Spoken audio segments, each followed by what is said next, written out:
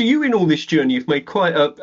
I've not thought about it in that light, but you've made I suppose, a fairly bold personal decision. It's probably been a costly one for you at times, and I know that because you've moved around and that's been difficult and tense. But you've made a decision to, as you rightly say, and you're not stupid, you're very intelligent. So you've made a decision to do something where you know the money and support is not in the best place for your career. So tell me about what's motivated you to stay in that space when you could do what so many other people have done, David? You could be doing the random control trial stuff and earning your millions and getting millions of publications and all the rest of it. So what's motivated you to stay in this commitment to help foster knowledge and understanding about recovery and support communities and all that sort of stuff? Yes? The first thing is... probably not the answer you're wanting, but the first pure selfishness. Okay. I'm working in methadone maintenance clinics, inpatient detox wards, remarkably depressing and miserable. They're doing research in those places where, like, you have to come up with your £10 voucher to get people to talk to you, and the meter's running. 5 minutes later, I need to go. Somebody waiting for me.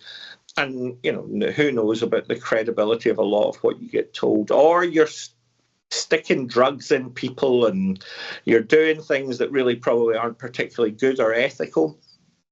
And then when I started, there used to be a conference called UKESAD.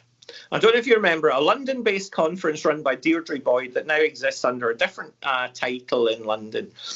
And I asked her, not long after my encounter with William White, if we would be allowed to go along and give out a questionnaire asking people about their recovery journeys. And at that time, I was working with Ed Day in Birmingham. So you're absolutely right to point out I am incredibly itinerant. I think I'm now on my 12th university, either as a student or an academic. Anyway, and at the bottom, Ed and I debated this, we put down, look, if you'd like to talk to us more about your recovery journey, because there's 2 pages here we just gave out with the conference flyers, please contact us. And we were overwhelmed.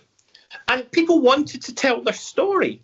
People wanted to take part. They were excited about the idea that the academic, obviously not everyone.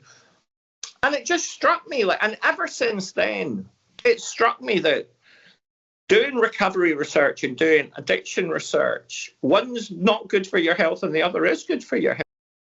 And being surrounded by people who have made that transformation. And for me personally, several of my closest friends and people I most respect and admire are people in long-term recovery.